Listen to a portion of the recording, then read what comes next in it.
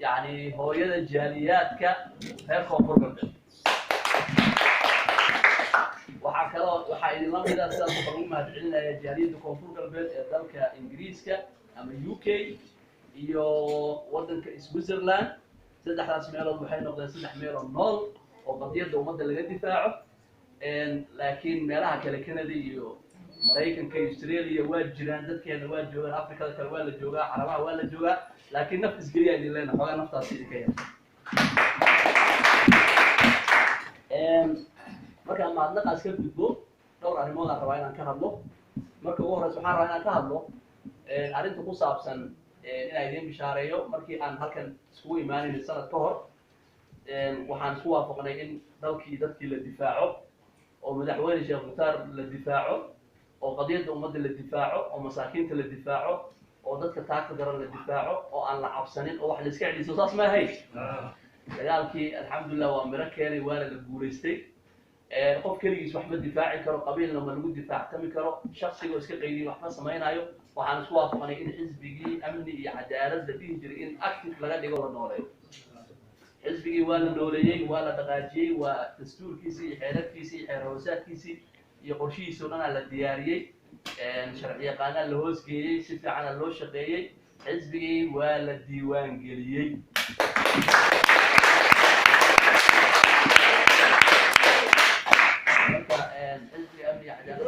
حزبي هو مسجل مرة التلفزيون وحكاء دونتان سوى وسينا شهادتي أو ما عرفت حزبي ما عرفت رسمي سوى أيوه هذا الديوان كشيء عرفت شيء سمك حزبي هو الديوان كشان إلا وير حزبي إنه جمهور رينين حزبي وحنا يدور حزبي هو الجر أبوه جامع عبد العال شكور أصيها بين مدوا الله وير شن ويردياشي سنوات تيل دلي أصيها أنا قعدت على قطعة عصام أيش أنا dagaalkeena wuxuu ku wajahay dagaal xaq waaye dad cabsadana ma nihin farmaajo wuxuu lagu sameeyay ku haysanaa wuxuu lagu sameeyay dadkeena intuu dilay oo ka sharafta ka qaaday oo yiri wax ma dooran kartiin aqlina ma lihiidin garaad aad wax ku doorataan ma lihiidin marka niritaana ma qabato mana nadhihi kartid madaxweyne ciidamada Itoobiya noo soo kaxaystay مشرح يعني مدحوين الشيخ مختار هو علي الله يحفظه هرتنا الوقت ضوطي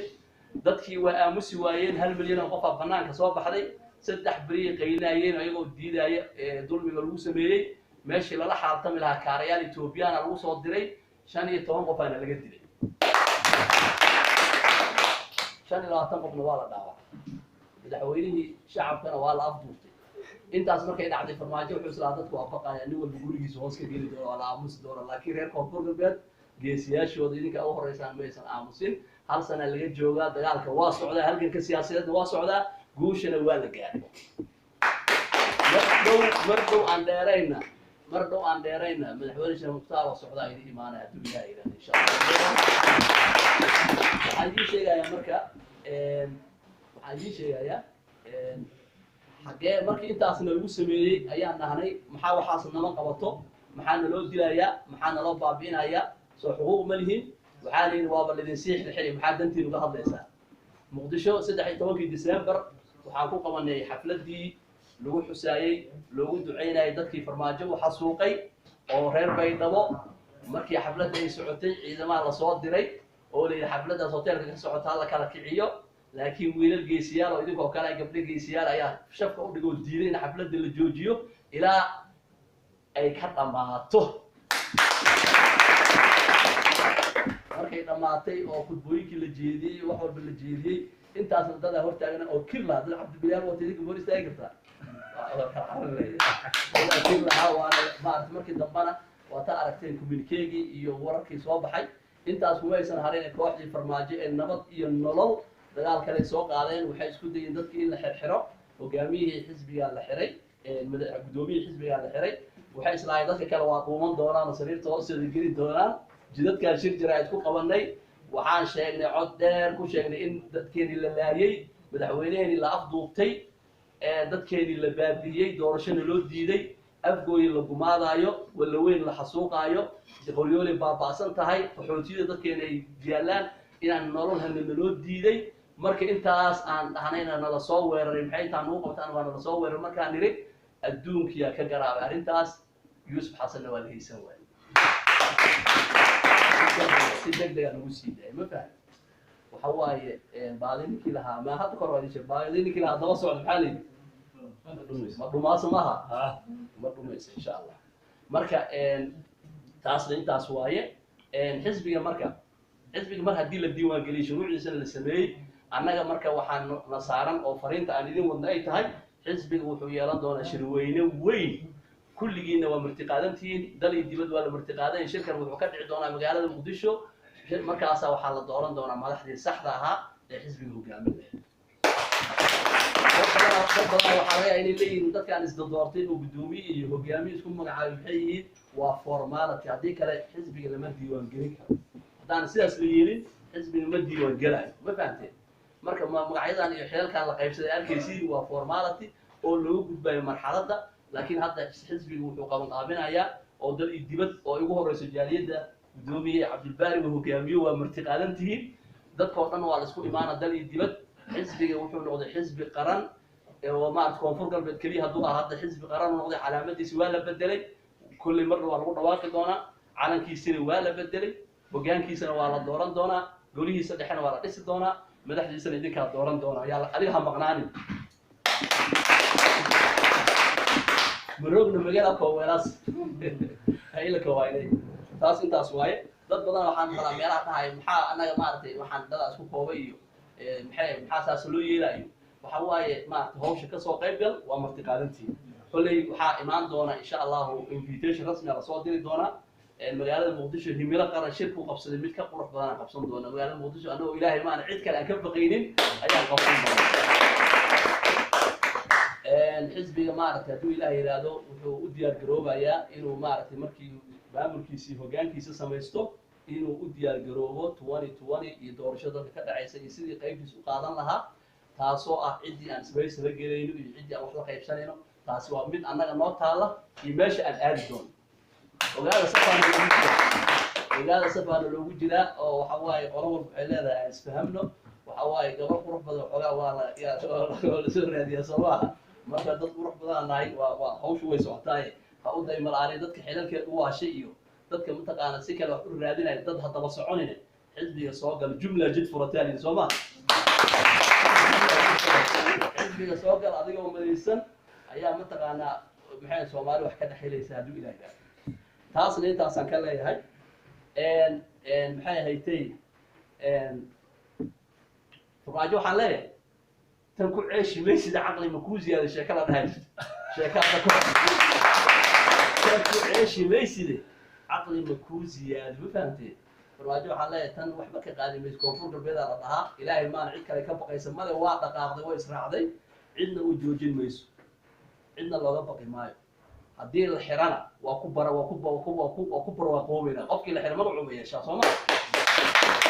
yuusuf xasan hadda wuxuu noqdayba hero banaanka yaala soo ma annaga waa weel hore in la xiray wax xiraa waayo haddii lagu dilana sharaf iyo qadiyada ku dhimatay adoo dadka difaaca dhimatay marka cabsi ma jirto qofka waxa waaye qadiyada ku taagantahay qadiyad cadaalad waaye annaga waxaan rabnaa dadkeena baaba'san afgooya ayaan tegey mar dhexdaasa waxaa nolosha dadka ku nool sidoo maalaysan ku tagay dadkeena nolosha ku jiraan ma qiimeyn kartid qoryoole waa ka daran tahay meesha la yiraahdo daafeed iyo meesha la yiraahdo afgooy waxa isbaarooyaan waa la yaabay ummado kala wadankii qaatay dalkii waa baaba'ay nolol ma jirto way dhabay iyo buurha ka hore baabuur loo socon jiray aydan waa xirantay diyaarada loo raacay helicopter bardaala diyaarada loo raacay ka waran markaas kooxdii oo baydhabo joogto waxay leeyihiin sanad guur waxaan qaban waa dabaaldegayna maxay qabteen loo dabaaldegaa noo sheeg beenan isku sheegaa indaa ma xanjana looga dajina maalmo dhaweyto marka waxaa iclaamkii warbaahinta ka maqlayseen fariimo been oo nimanka loo soo dhiibay nimanka hadda ay sheegayseen niman la soo diray waa iyaga ma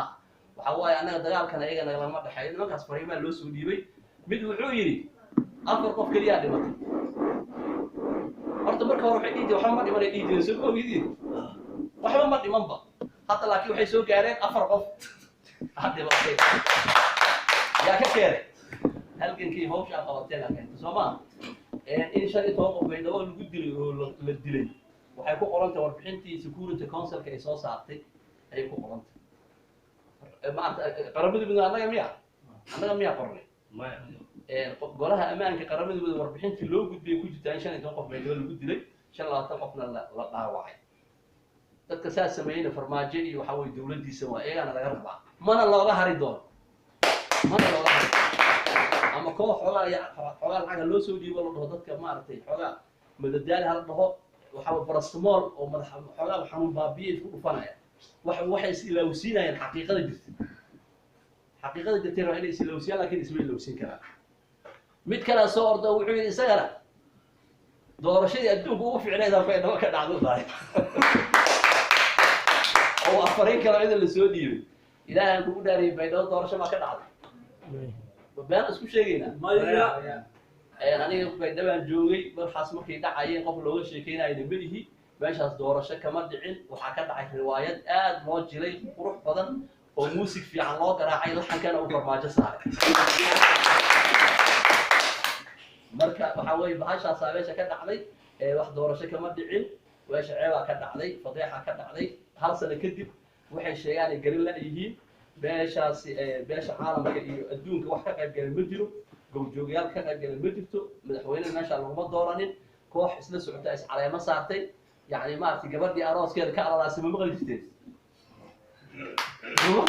gabadhii arooskeeda ka alalaasay weeyaan koox iyaga isku alalaasay